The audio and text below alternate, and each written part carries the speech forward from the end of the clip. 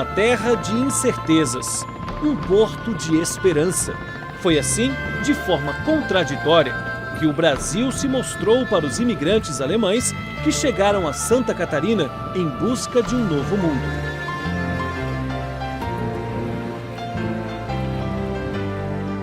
Era o final do século XIX. A Alemanha havia sido unificada sob a hegemonia da Prússia. Havia uma crise econômica e política no país europeu. Os colonos alemães chegaram ao sul do Brasil e se dedicaram ao cultivo da terra. Os alemães se dedicaram à agricultura, influenciaram os costumes da região e também foram decisivos para o início da história adventista em solo brasileiro.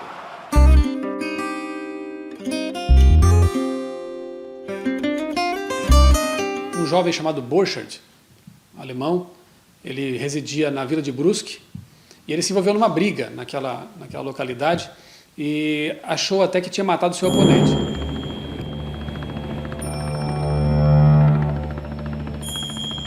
Quando chegou no Porto Itajaí, ele embarcou no navio, clandestinamente, né? E a certa altura da viagem, possivelmente numa escala, talvez na Inglaterra, ele acabou conhecendo 2 missionários adventistas que fizeram a ele a pergunta, que perguntaram para ele se ele conhecia alguém no Brasil que teria interesse em receber literatura religiosa, literatura adventista. Então o Borchardt forneceu o endereço do seu padrasto, Carlos Drefke, que morava em Brusque.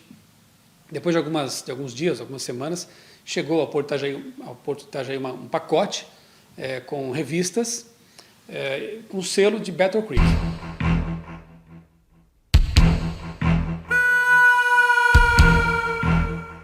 O pacote foi aberto e, para surpresa de todos, eram apenas revistas que continuaram sendo enviadas.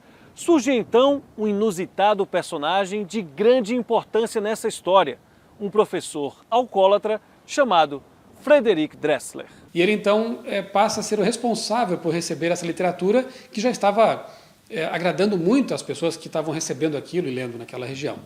Qual era o interesse de Dressler em receber literatura adventista? Ele trocava essas revistas e livros por cachaça nas vendas, nas casas comerciais. Por sua vez, os donos dessas casas comerciais usavam esse papel das revistas e dos livros para embrulhar mercadoria. Então veja que interessante, as pessoas iam até a venda, até a casa comercial, para comprar, por exemplo, tempero ou sabão e levavam para casa, juntamente com o sabão, a mensagem adventista.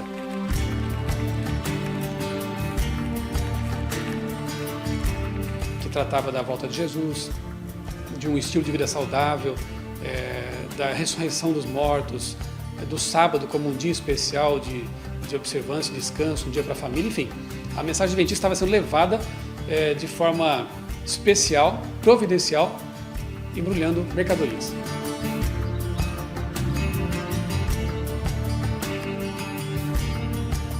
Foi assim, de modo aparentemente inexplicável, que surgiu o primeiro homem convertido ao adventismo no Brasil.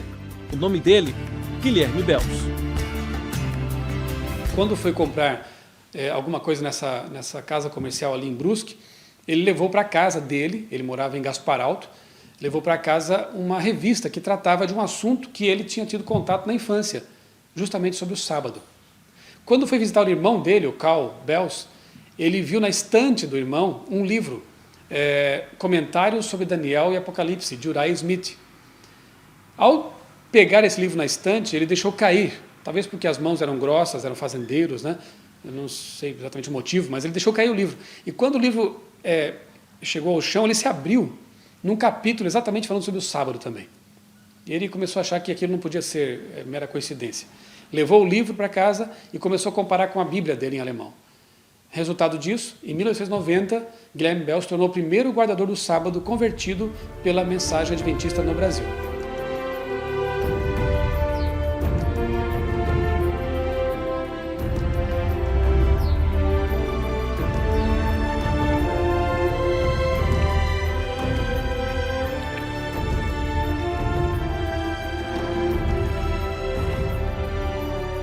Guilherme Bels e sua família formariam um embrião do movimento adventista no Brasil.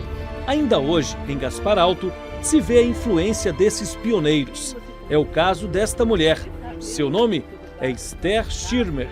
Ela é neta de Guilherme Bels. Quando começou a igreja aqui, o povo tinha um grande fervor. Eles iam para a igreja sábado de manhã, um convidava o outro, e os homens iam na frente com o chapéu na cabeça, bengala na mão, e iam com todo entusiasmo. Um chamava o outro, espera que eu vou também. As mulheres vinham atrás com os filhos. Era um grande entusiasmo.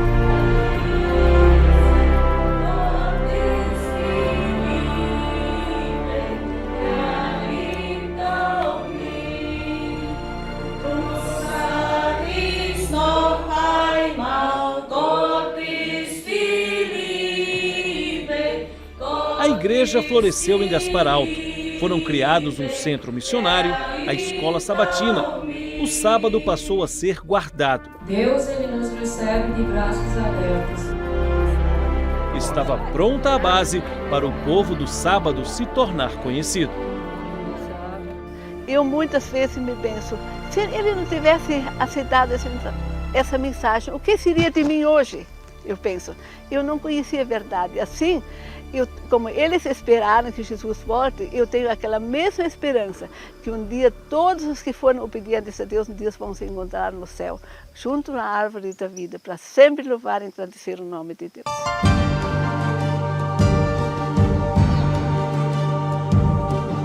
O primeiro passo foi dado. A igreja se estabeleceu com a ajuda de missionários europeus e americanos.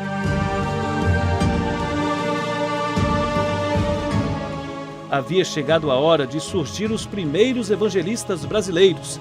Seriam eles que levariam essa mensagem para todos os lugares do país, como o Nordeste.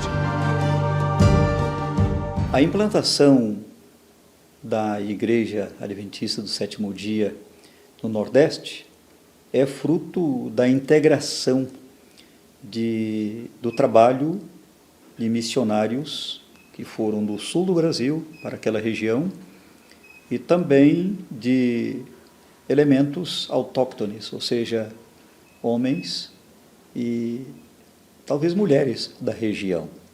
Então, inicialmente foram missionários do sul, alguns deles até americanos, e trabalharam, por exemplo, em Fortaleza, pastor John Berg, e ele parece que passou também por outros estados ali da região Nordeste. Então, o interessante nessa história é que a participação desses elementos do Sul e também alguns estrangeiros contribuiu para que os que recebiam a mensagem tivessem assim um conhecimento mais aprofundado da teologia, da doutrina, dos caminhos do Senhor e da igreja assim como um todo. O pastor e jornalista Rubens Lessa, editor da Casa Publicadora Brasileira, explica as razões que levaram os missionários nordestinos a ter importância na conquista dos mais áridos recantos da região. Com o tempo, foram surgindo missionários da região, né? E foram esses missionários que prestaram uma contribuição mais acentuada, levando-se em conta o fato de que, como homens da terra, eles tinham mais facilidade de penetrar nas camadas sociais, né? Então, comer com o homem da terra, vestir-se como eles, o sotaque, tudo isso facilitou.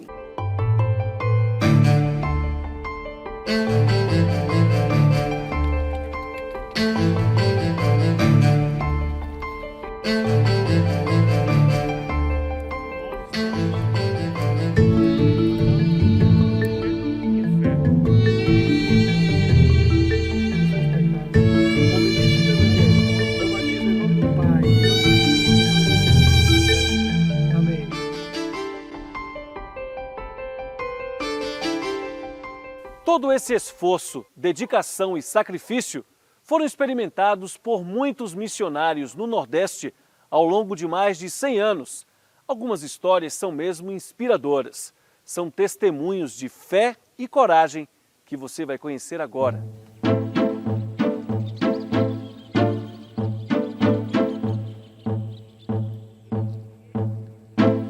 Estamos em Serra Nova, na região rural de Caruaru. agreste de Pernambuco.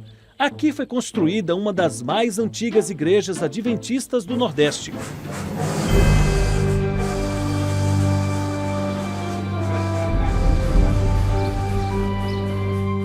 Mais de 100 anos atrás, um homem decidiu trazer para as pessoas da região a mensagem de Jesus.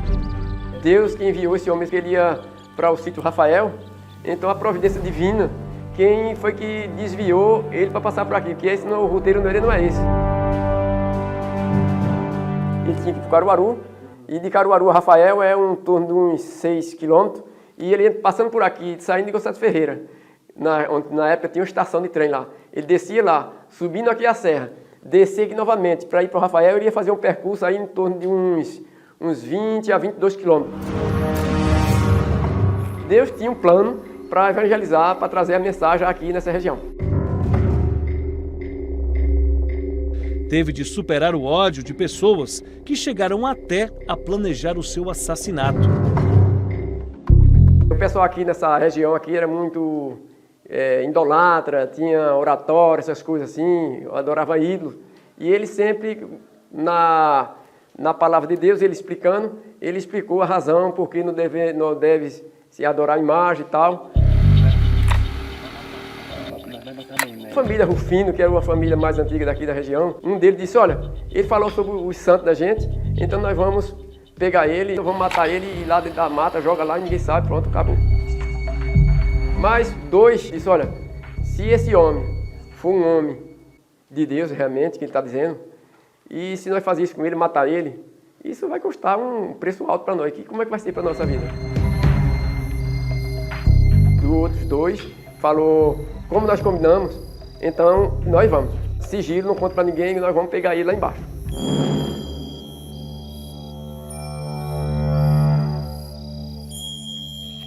Se aproximou a data, quando está já pertinho, quem sabe aí uns 2 ou 3 dias antes da data prevista, um daqueles dois estava decidido a assassinar o obreiro,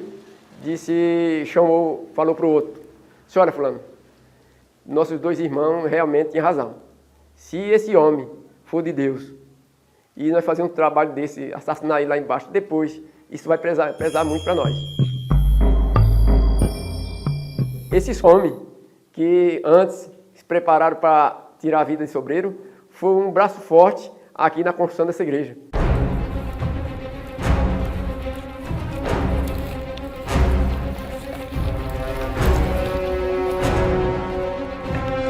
Os perigos não eram poucos para quem se aventurasse a apresentar uma nova doutrina. Era o tempo em que o cangaço estava no auge e dominava toda a região.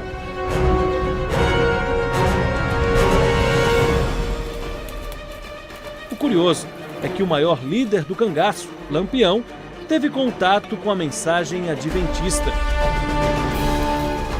Existem muitos relatos sobre Lampião ter lido um livro de Ellen White. Um deles foi escrito pelo pesquisador Antônio Vilela, autor deste livro, que ele escreveu depois de fazer uma pesquisa intensa sobre o assunto. Segundo o historiador, Lampião entrou com parte do seu bando em uma bodega, de propriedade de um homem chamado Jackson.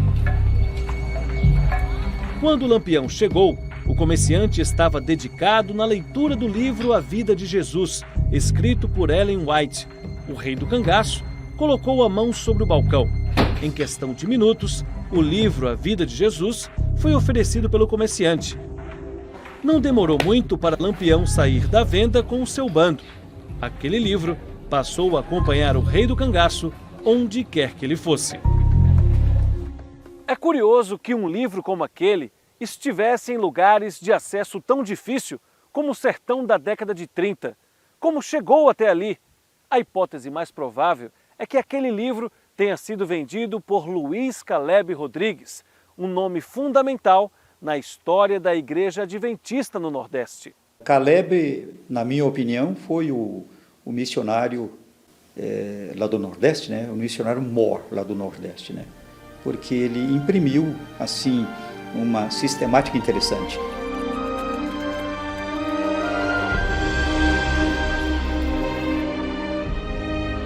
Ele saía seu animal, ia de casa em casa. Ele não desprezava nenhuma casa. Esse é o propósito de Deus na minha e na tua vida. Passamos problemas, sim. Passamos. Lutas, Ele, quando via assim, uma família bem simples, ele pensava, bom, posso não vender um livro ali, mas eu posso falar de Jesus. Então essa era a filosofia dele. Né? Ele era bem recebido pela sua sinceridade, pelo seu jeito, né, bem nordestino, o homem da terra. Né?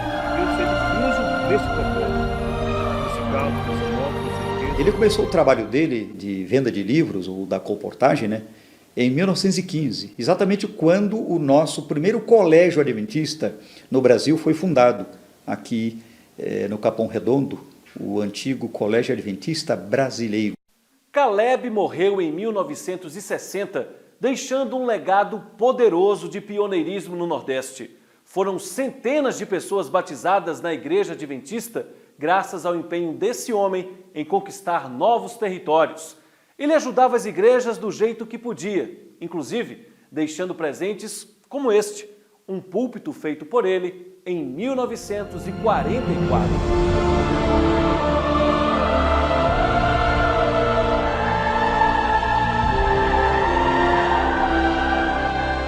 Ele deixou uma marca, ele abriu o caminho, ele realmente foi um pioneiro. Então ele foi assim desbastando a floresta para que outros pudessem trabalhar. Por isso que eu admiro muito esse homem, realmente ele foi usado por Deus. Assim como Caleb, outros pioneiros se destacaram na tarefa de evangelizar o Nordeste. Um deles chegou até a escrever uma autobiografia. Foi Plácido da Rocha Pita, autor deste livro, Por que Mudei de Exército? Eu creio que meu pai foi assim a pessoa que Deus encontrou para fazer esse trabalho. Porque tudo que ele passou, a maneira aguerrida, dedicada e o amor que ele manifestava para não só com Deus, mas para com a obra, era impressionante.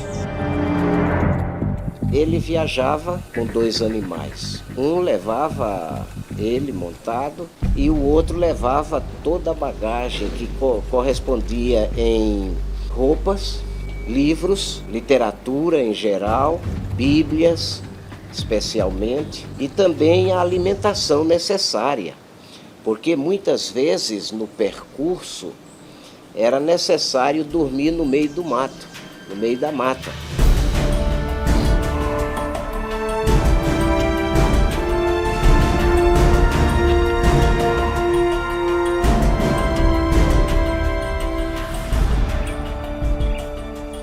O livro de Plácido Pita mostra algumas das mais emocionantes páginas da igreja no Nordeste. São histórias como a Bíblia achada no Rio Corrente, fundamental para o surgimento do adventismo no oeste da Bahia.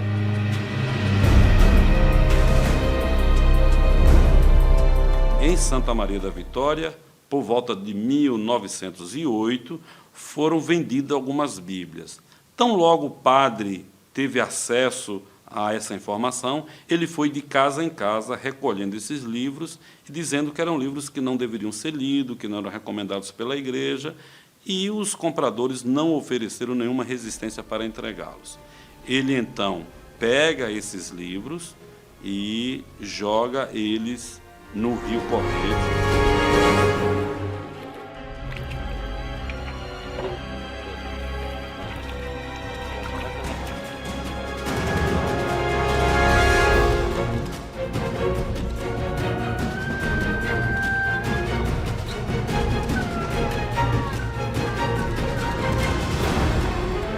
Naquele tempo o transporte, tudo era fluvial, tinha aquelas canoas que carregavam as cargas, tudo com remo.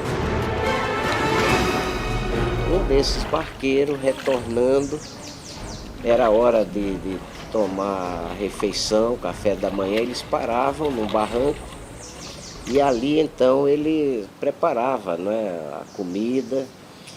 E quando ele encostou num barranco, ele viu um livro ali, que as águas do Rio Corrente são cristalinas, muito lindas, bonitas.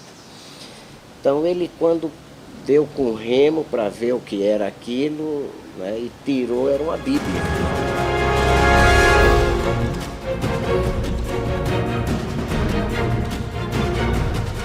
O relato diz que a pá do remo tocou exatamente na parte do livro de Êxodo. Ele não conhecia a Bíblia, provavelmente nem sabia ler naqueles dias, mas ele tem a curiosidade de levar o livro. E ele oferece esse livro a Joaquim de Macedo, um senhor da comunidade lá de Porto Novo do Corrente. E essa Bíblia foi depois apresentada e ela serviu de base para que as pessoas vissem ali especialmente a guarda do sábado, o mandamento. Agora a nova fé é partilhada, um ponto em Santana, na sede do município, e o outro em Porto Novo do Corrente, como resultado dessas Bíblias que foram lançadas no Rio Corrente, lá no município de Santa Maria da Vitória. Assim como aconteceu com o pastor Pita, a vida de outros personagens indicava o quanto Deus estava conduzindo o progresso de sua igreja no Nordeste. É o caso de um homem chamado Pedro Fiscal, uma história repleta de momentos surpreendentes. No episódio de Santana, o padre, na tentativa de conter o surgimento de uma nova maneira de ver o Evangelho, ele linkou o surgimento dos guardadores do sábado com um desses grupos de revoltosos que, no início do século, no oeste da Bahia, aí na região da Chapada Diamantina, eram muito comuns. Então, nós temos histórias por ali que, naquelas cidades próximas ao Rio São Francisco, houveram batalhas desses confrontos de política e dessas coisas, de ficar estendido ao chão após uma batalha 200 corpos. O vigário ficou, né, preocupado e revoltado com aquilo que estava acontecendo e levou para a autoridade, né, que estava tendo uma revolução, havia um revolucionário, né, que aquilo era perigoso. Né? Então o prefeito ficou tão preocupado que escreveu ao governador pedindo um reforço policial, e o governador atendeu.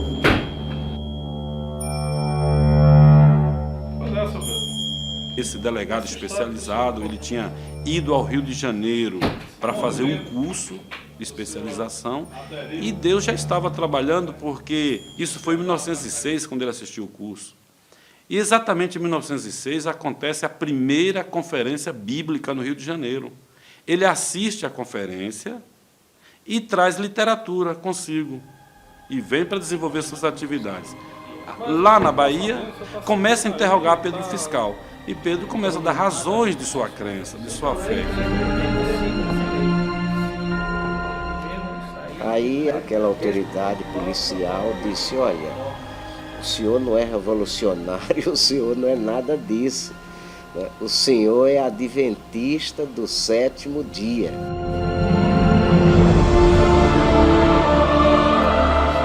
E ele então oferece literatura, inclusive o endereço da igreja no Rio. Pedro então escreve de Santana para o Rio de Janeiro, solicitando a presença de um pastor, solicitando literatura, e essa literatura só vem chegar próximo do ano de 18.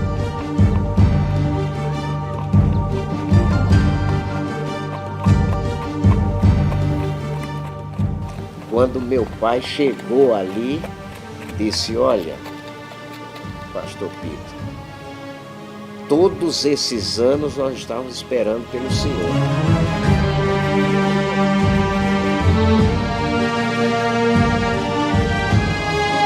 E lá ele faz o primeiro batismo, batizando Pedro Fiscal e muitos outros guardadores do sábado na cidade de Santana. E assim, através dele, né, do irmão Pedro Fiscal, a bandeira do Evangelho se firmou ali.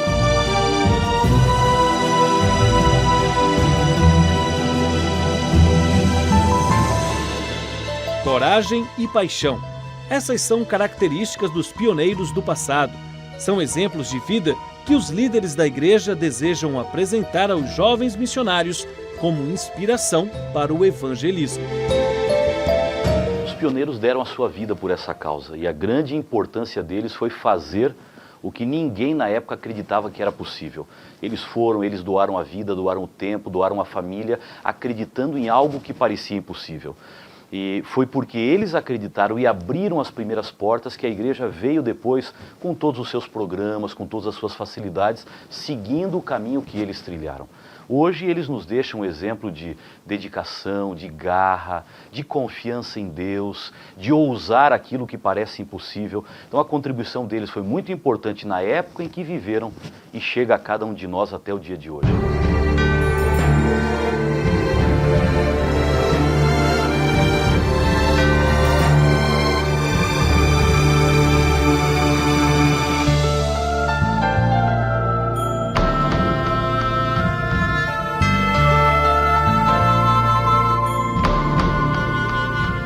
Foram necessários 100 anos para a mensagem adventista chegar a 900 municípios do Nordeste. Foi preciso a determinação de vários personagens para que a igreja alcançasse essa importância para a região nos dias de hoje. Mesmo assim, ainda existe um desafio. O Nordeste possui 650 municípios sem a presença adventista. São cerca de 6 milhões de pessoas vivendo nesses lugares. 34% deles têm população inferior a 10 mil habitantes. Há problemas como o transporte, comunicação, acesso à internet, escassez de recursos e de água. Cria-se então uma expectativa. O que fazer para alcançar esse território? É um desafio a ser vencido. Quem se habilita a evangelizar a metade do Nordeste sem a presença adventista? A presença de uma igreja adventista numa nova cidade fará uma grande diferença no aspecto espiritual e no aspecto social. Queremos oferecer um novo estilo de vida envolvendo a estrutura da igreja, pastores, professores, servidores dessa organização, comportores, para se envolver nessa empreitada de fé e seguindo os passos dos pioneiros. Muito em breve nós queremos ver todos esses habitantes dos 650 municípios ouvindo das boas novas da salvação e que Jesus Cristo está voltando em glória. Se junte a nós, participe, não fique de fora desta emoção. O Nordeste, de região com mais desafios de missão global, pode ser uma das melhores regiões no alcance da pregação do Evangelho. Eu só quero desafiar você, põe o seu coração nessa campanha, doe um pouquinho de você, doe um pouquinho do seu tempo, doe um pouquinho da sua vida, faça a diferença. Se você acreditar, se você orar, se você participar, o que é sonho vai ser realidade. O poder do Espírito Santo está à disposição.